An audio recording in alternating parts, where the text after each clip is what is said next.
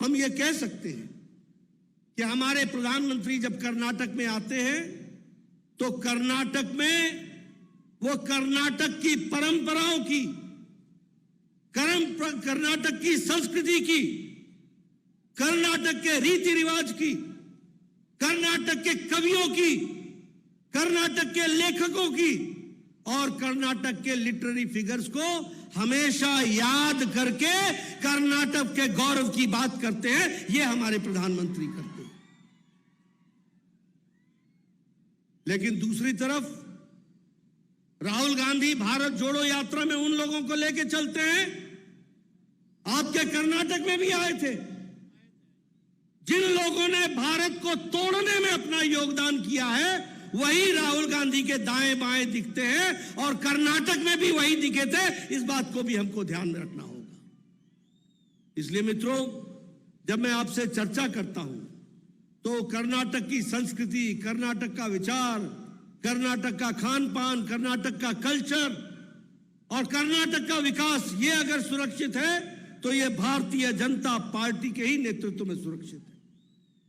मैं यहां आपसे कुछ बातें देश की भी करना चाहता हूं और आपसे मैं निवेदन करना चाहता हूं कि देश की प्रगति में कर्नाटक का बहुत बड़ा योगदान है। इसलिए कर्नाटक के लोगों के कंधों पर बहुत बड़ी जिम्मेवारी है। आज जब हम बात करते हैं डिजिटल इंडिया की, आज जब हम बात करते हैं इलेक्ट्रॉनिक डेवलपमेंट की, आज जब हम बात करते हैं इलेक्ट्रॉनिक गुड्स की, आज जब हम बात करते हैं इंडस्ट्रियलाइजेशन की, तो हम कर्नाटक के कंट्रीब्यूशन को कभी भूल नहीं सकते हैं। यह भी हमको याद रखना है।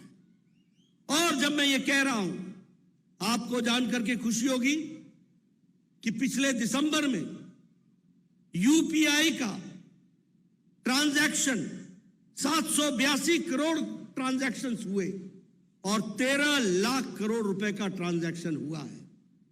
आपको जानकर के खुशी होगी कि यूपीआई के दुनिया में जितने ट्रांजैक्शंस हो रहे हैं उसमें 40% ट्रांजैक्शन भारत के हो रहे हैं, भारत के लोग कर रहे हैं। ये हमको ध्यान में रखना होगा।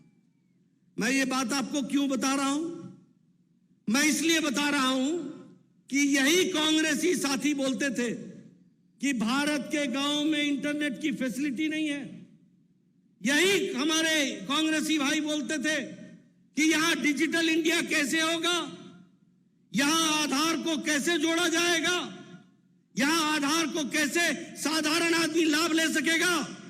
आज आपको जानकर के खुशी होगी कि डीबीटी के माध्यम से, डायरेक्ट बेनिफिट ट्रांसफर के माध्यम से प्रधानमंत्री मोदी जी ने 25 लाख करोड़ रुपए आपके बैंक के खाते में पहुंचा दिए हैं। यह भी हमको ध्यान में रखना होगा।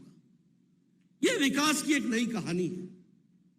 2014 में ऑप्टिकल फाइबर 350 किलोमीटर बिछा था, सिर्फ 350 किलोमीटर ऑप्टिकल फाइबर। ಪ್ರತಿಕ್ಷಣದ ಸುದ್ದಿಗಾಗಿ Zee Kannada news app download ಮಾಡಿ.